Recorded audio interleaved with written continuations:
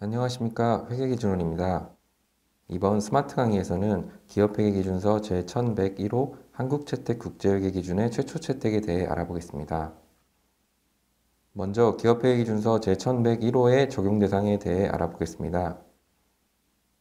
다른 회계기준을 적용하고 있던 기업이 한국채택국제회계기준을 최초로 도입하는 경우 이 기준서의 적용 대상이 됩니다. 이때 한국채택국제회계기준의 도입 대상은 첫 번째로 주식회사 등의 외부감사에 관한 법률에서 정하는 의무 적용 대상에 해당하여 한국채택국제회계기준을 적용해야 하는 기업이 있습니다. 외부감사법에서 정하는 대표적인 의무 대상은 주권상장법인 또는 주권상장법인이 되려는 기업이 있습니다. 두 번째로 재무제표의 작성과 표시를 위해 자발적으로 한국채택국제회계기준을 적용하려는 기업이 있으며 마지막으로 기타 다른 법령에서 한국채택국제회계기준을 적용할 것을 요구하는 경우가 존재합니다. 기준서 강의의 이해 목적으로 기준서에서 사용되는 주요 용어에 대해 알아보겠습니다. 2021년에 일반기업회계기준에서 한국채택국제회계기준을 적용하기로 결정한 주식회사 A를 예로 들어 용어를 설명해 보겠습니다. 기준서에서 사용되는 용어인 최초 채택 기업은 최초 한국채택국제회계기준 재무제표를 표시하는 기업이며 예시에서 주식회사 A에 해당합니다. 과거회계기준이란 최초 채택 기업이 한국채택국제회계기준을 채택하기 직전에 적용한 회계기준으로 예시에서 일반기업회계기준에 해당합니다. 한국채택국제회계기준 전환일은 최초 한국채택국제회계기준 재무제표에서 한국채택국제회계기준을 적용한 완전한 비교정보가 표시되는 가장 이른 기간의 개시일을 의미하며 이러한 전환일의 재무상태표를 개시 한국채택국제회계기준 재무상태표로 정의합니다. 예시에서는 2020년 초가 전환일이 되며 2020년 초의 재무상태표가 개시 한국채택국제회계기준 재무상태표입니다. 최초 한국채택국제회계기준 보고기간은 최초 KIFRS 재무제표에 포함된 최종 보고기간이며 이러한 최종 보고기간의 재무제표가 최초 한국채택국제회계기준 재무제표입니다. 예시에서는 2021년이 최초 한국채택국제회계기준 보고기간이 되며 2021년의 재무제표가 최초 한국채택국제회계기준 재무제표에 해당합니다. 다음으로 기준서 제1101호의 적용 범위에 대해 알아보겠습니다. 최초로 한국채택국제회계기준을 적용한 재무제표나 최초 재무제표에 속하는 일부 기간에 대해 기업회계기준서 제1034호 중간재무보고를 적용하여 작성하는 중간재무제표는 제1101호를 적용해야 합니다.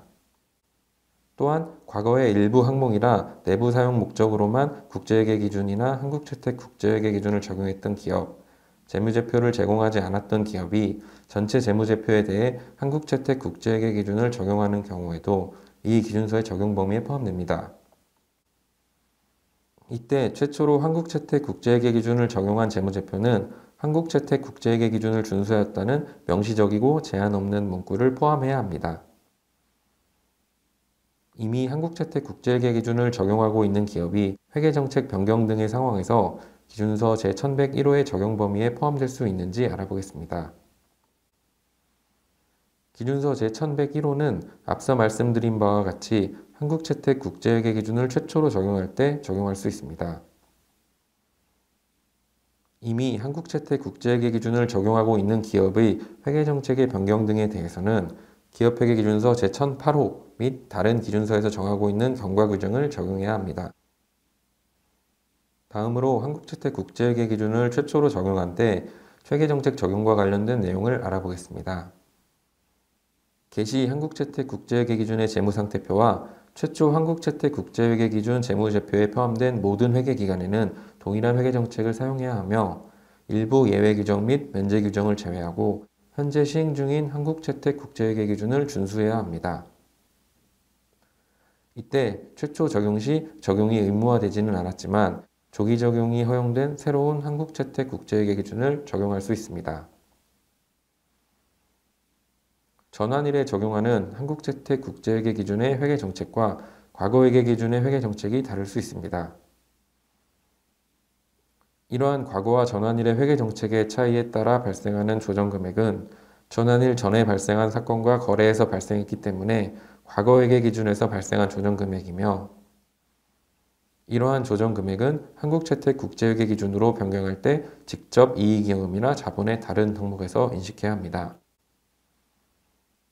제1101호에서는 일부 소급 적용에 대한 예외 조항과 면제 조항을 규정하고 있으며, 1101호에서 규정하고 있는 내용을 유추하여 적용하는 것을 금지하고 있습니다. 기준서의 부록에서는 제1101호의 소급 적용에 대한 예외 및 면제 항목에 대해 규정하고 있습니다.